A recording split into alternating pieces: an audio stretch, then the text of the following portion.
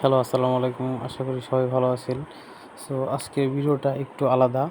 কারণ আজকে আমরা যেখানে আছি সেখানে যাওয়ার পর ছোটোবেলার অনেক কথা মনে পড়ে গেল। সো ছোটোবেলার কথা বলতে আমরা আগে ঈদের মধ্যে বা কোনো অনুষ্ঠানে ঘুরতে যাওয়া মানেই আমরা বুঝতাম জজবাড়ি, উকিলবাড়ি, কলাকুপার এটাই বুঝতাম। সো এখন অনেক জায়গা-টায়গা হয়ে গেছে। এখন অনেক ঘোরার প্লেস হইছে, অনেক কিছুই হইছে। সো আজকে আমরা ফ্যামিলি সহ আসছি নবাবগঞ্জ, কলাকুপার, জজবাড়ি। তো জজবাড়ি আসার পরে আমাদের ফ্যামিলি সহই আসছি সবাই মিলে।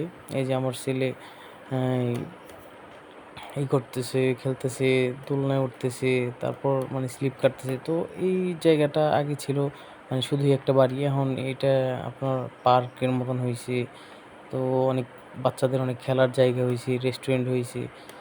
সো আগে যেমন একরকম ছিল এখন আরেক রকম আছে। সো তার জন্যই মূলত ভিডিওটা করা যে আজকে আসলাম। তো ছোটোবেলার কথা মনে পড়লো যে শুধু আমি না, অনেকেই আছে যে নবগঞ্জের দুহারের অনেক মানুষ আছে যারা এই উকিলবাড়ি, জজবাড়ি অনেক আসছে, একটা সময় অনেক আসছে।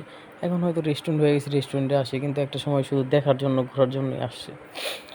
সো এই যে আমরা এখানে আইসা একটু ঘোরাঘুরি করলাম। অনেক বছর পর আসলাম তো দেখলাম।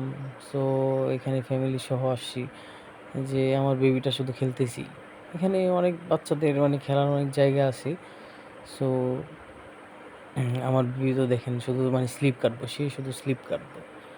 তার যে কী ভালো লাগে এই স্লিপ কাটা আর দোলনায় ওঠা।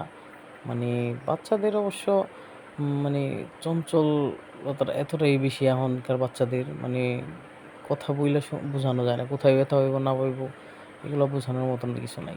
দেখেন একটার পর একটা ইয়ের মধ্যে উঠবই। একটা স্লিপ কাটা শেষ হলে আরেকটা মানে একবার ছোটোটায় উঠলো, আরেকবার বড়োটায় উঠলো, একটু পরে দোলনায় উঠবো।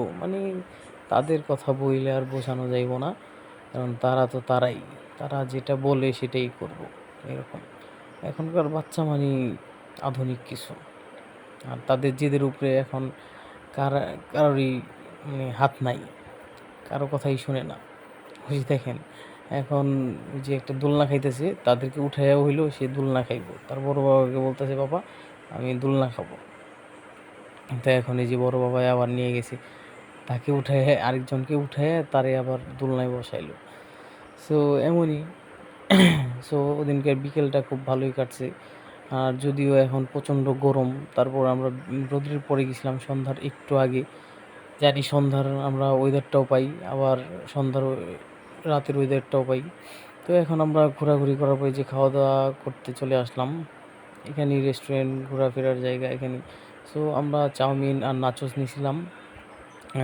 আমার বেবিটা আবার বার্গার খাইলো।